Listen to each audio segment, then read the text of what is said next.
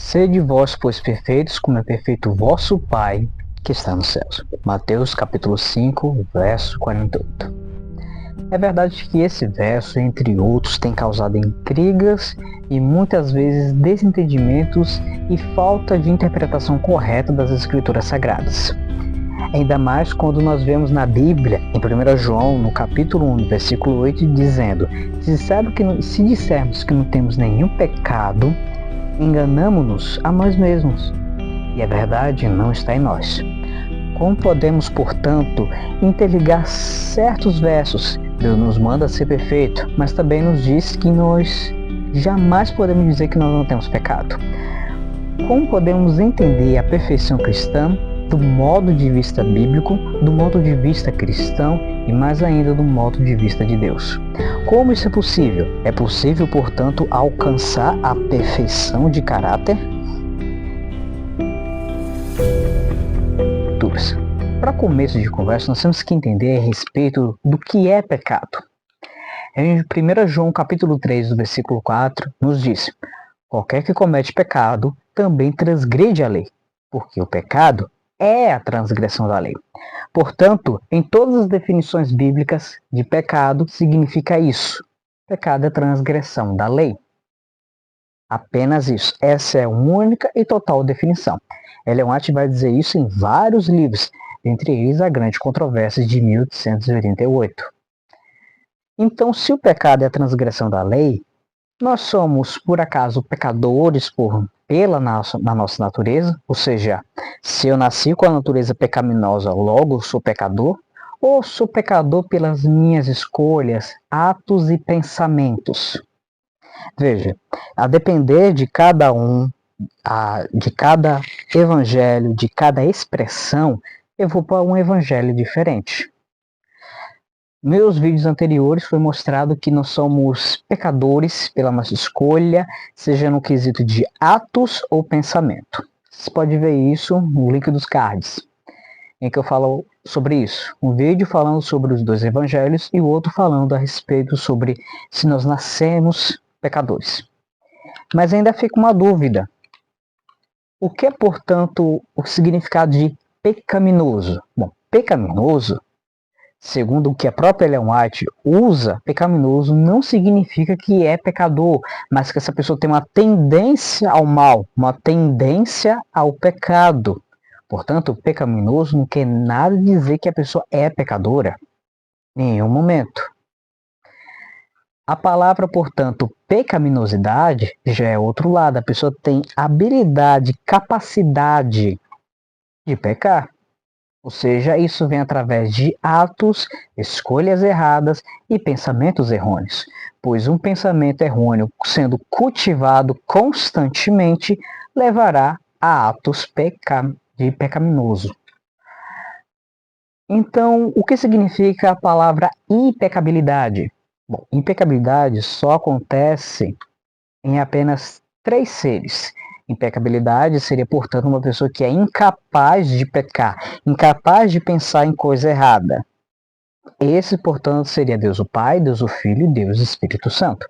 Nem mesmo os anjos estão nessa categoria de impecável, pois até uma terça parte dos anjos caíram do céu, pecaram. E agora, o que significa impecaminosidade? Ou seja, mesmo com a natureza caída, é possível, portanto, produzir um caráter sem pecado. Em outras palavras, um caráter que siga as orientações de Cristo, um caráter que é santificado. Portanto, esses são mais ou menos os termos que Ellen White usa para falar sobre pecaminoso, pecaminosidade, impecabilidade ou impecável ou corrupção, podemos dizer assim, e impecaminosidade. Com isso em mente, vamos entender a respeito sobre perfeição. A perfeição pode ser classificada em 4 significados diferentes. A primeira delas é perfeição absoluta, que é a impecabilidade. Esse só se encontra apenas Deus Pai, Deus Filho e Deus Espírito Santo, como já citei anteriormente. Natureza perfeita. Natureza perfeita, aquele ser que nunca na vida experimentou pecados. Quem podemos classificar, além de Deus Pai, Deus Filho e Deus Espírito Santo? Os anjos que estão no céu e os mundos não caídos. E até mesmo Adão e Eva, antes de experimentarem o pecado em si, eles tinham a natureza perfeita. E assim também nós teremos quando Cristo voltar. Quando Cristo transformar nosso corpo corruptível em um corpo incorruptível, em outras palavras, a nossa natureza, aí sim teremos uma natureza perfeita somente na volta de Cristo. Isso tem que ficar muito claro em nossa mente. Então a natureza perfeita só ocorre para nós quando? Quando Cristo voltar. Mas tem outra definição de perfeição, que é a entrega de caráter. A entrega de caráter é um dos requisitos mais importantes para a nossa salvação. É entregar todo o seu ser, para que se pode matar o velho homem, o velho ser, transformar em um novo homem, uma nova criatura, como diz as Escrituras. Mas esse é o primeiro requisito. O requisito principal, que vem a quarta definição, é a maturidade de caráter. O que é, portanto, maturidade de caráter? E é isso que eu vou desenvolver isso. Maturidade de caráter, em outras palavras, é perfeição cristã.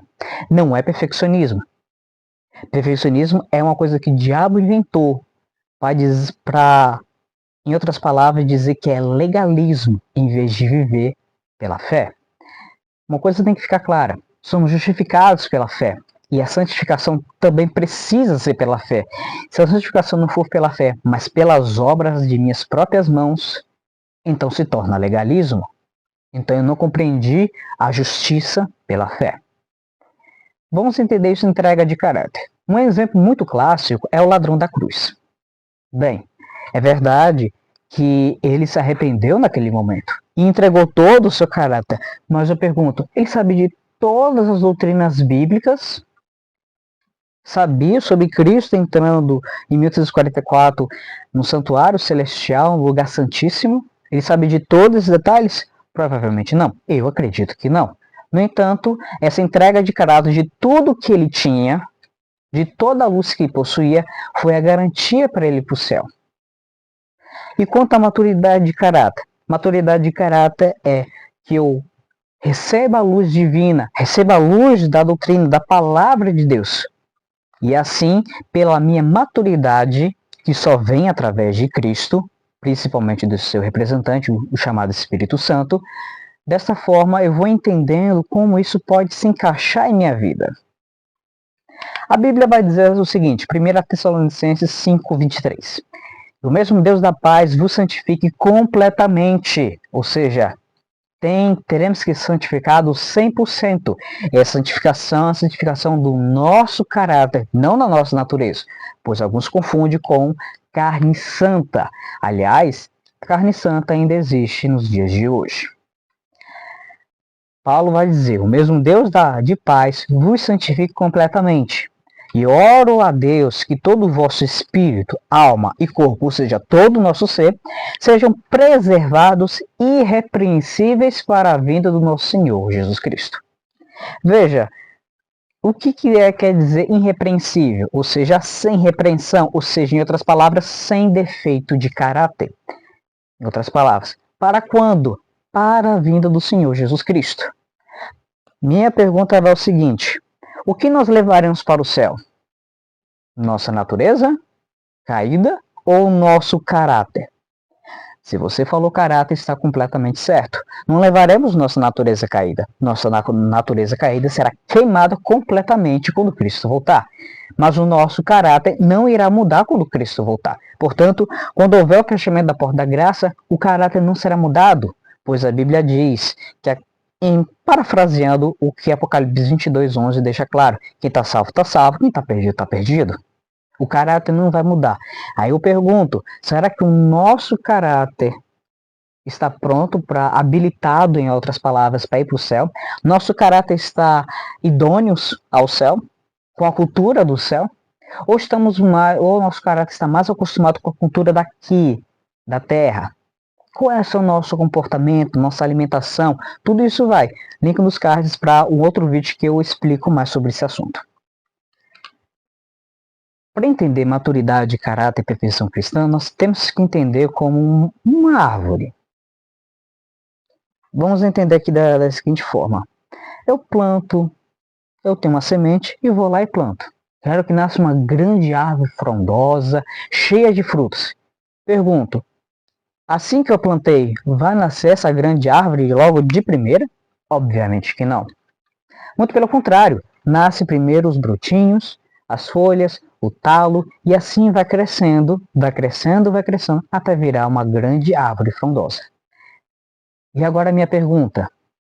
Assim que vem aquele brotinho, aquela fase inicial daquela pequena árvore, ela é perfeita ou é imperfeita? Ela é perfeita no estado em que ela está, pois se ela for imperfeita do estado onde ela está, infelizmente não tem como ela se tornar uma árvore frondosa. Então, se ela for perfeita no estado em que ela é, em pequenos estágios, vai se tornar, portanto, uma árvore frondosa. Assim também é a perfeição cristã. Se em Cristo recebemos a luz da verdade, e cada vez mais vamos nos santificando através de Jesus Cristo, um pouquinho aqui, um pouquinho ali, isso nós vamos crescendo espiritualmente, até que nos tornamos, portanto, idôneos à cidade santa, idôneos ao local celestial. Pois o que é a idoneidade? É estar habilitado, em outras palavras, é estar vinculado às leis celestiais.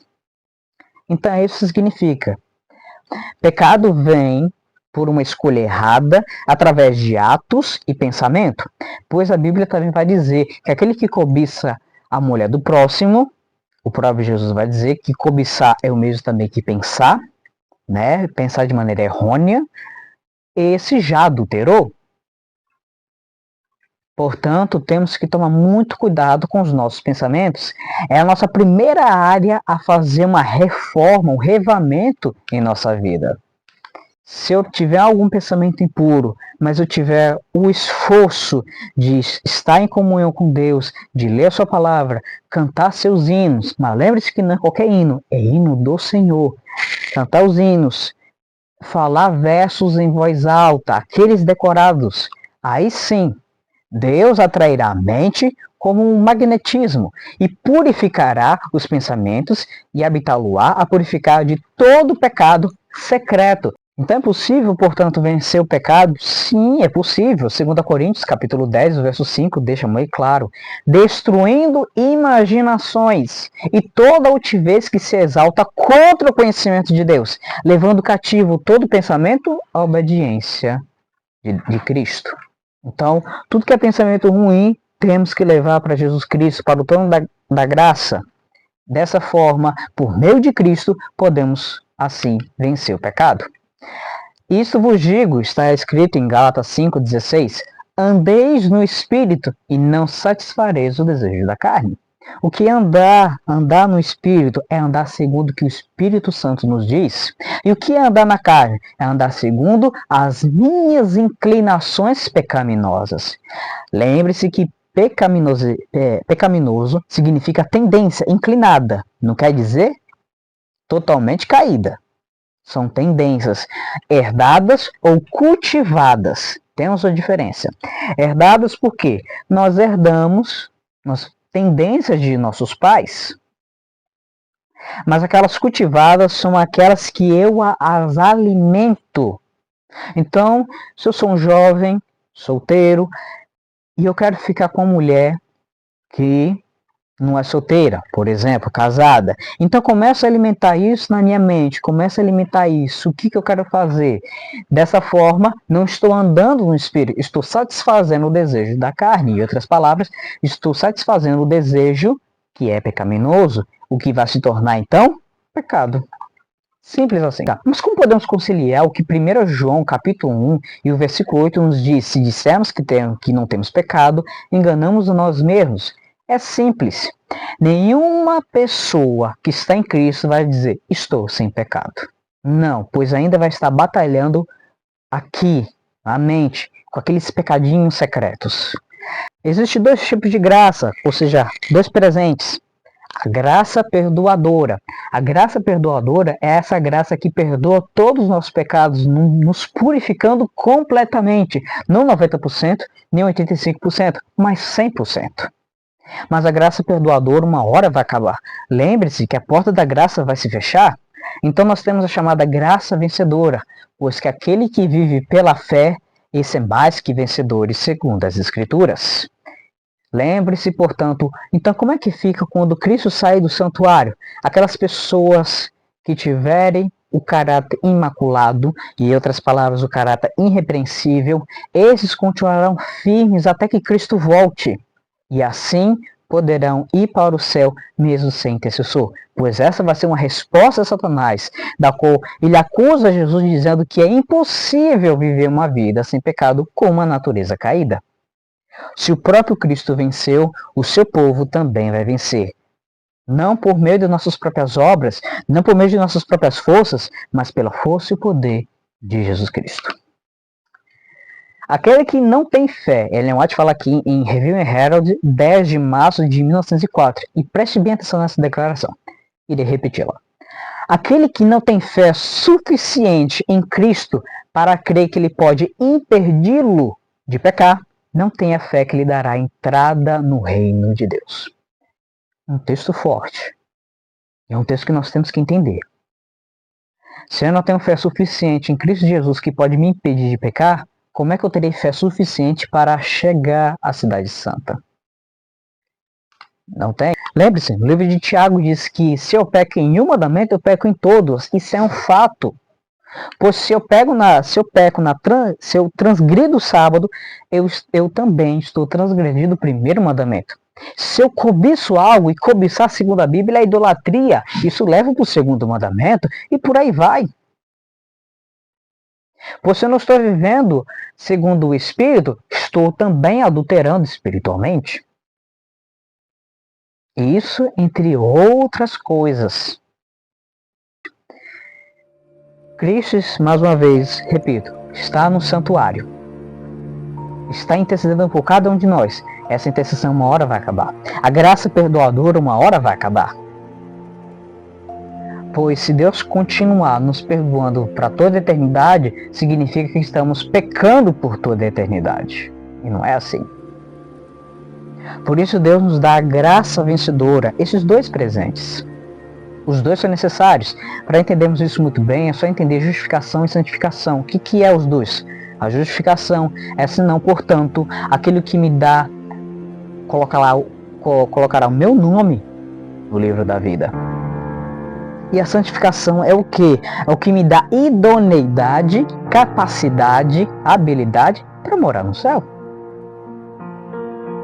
Eu vou dar um seguinte exemplo.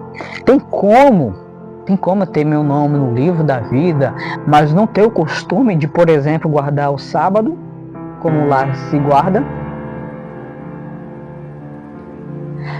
Será que adianta ter meu nome no livro da vida se eu continuo sendo um mentiroso, adúltero, assassino, feiticeiro e entre outras coisas? Adiantaria alguma coisa? Não. Pois até mesmo o perdão, aquele perdão que Deus concedeu, Deus pode reter de mim mais uma vez, se eu pecar naquilo que eu havia pecado. No caso, se eu pequei novamente, aquele mesmíssimo pecado, seja secreto ou público. Nós temos que entender isso muito bem. Cristo, quando sair do santuário, terminará, portanto, a intercessão. A Ellen White fala que Cristo lança o incensário, não vai usar mais esse incensário que é para a nossa intercessão. E quando esse fechamento da porta da graça vai acontecer? Nós não sabemos. Sabemos pela Bíblia que a primeira igreja a sentir esse golpe é a igreja adventista do sétimo dia. Ou seja, eu, como sendo adventista, serei um dos primeiros em que a porta da graça vai se fechar para mim mais cedo do que para outros. Se você quiser saber mais também sobre isso, a respeito sobre sacudidura, a respeito sobre mais textos a respeito sobre a questão do fechamento da porta da graça, deixe também nos comentários mais sobre isso.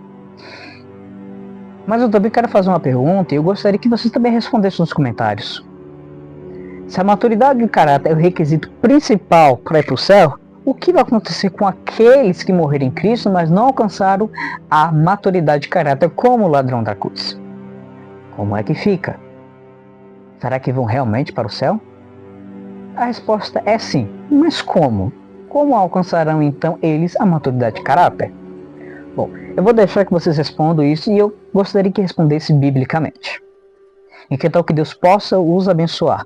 Lembrando que isto aqui é apenas esclarecendo mais alguns pontos, principalmente sobre a perfeição cristã, o que é pecado, pecaminosidade, entre outros fatos. Caso tenha alguma dúvida, por favor, coloque nos comentários que eu estarei lá para respondê-los. Que Deus possa os abençoar grandemente. Até logo.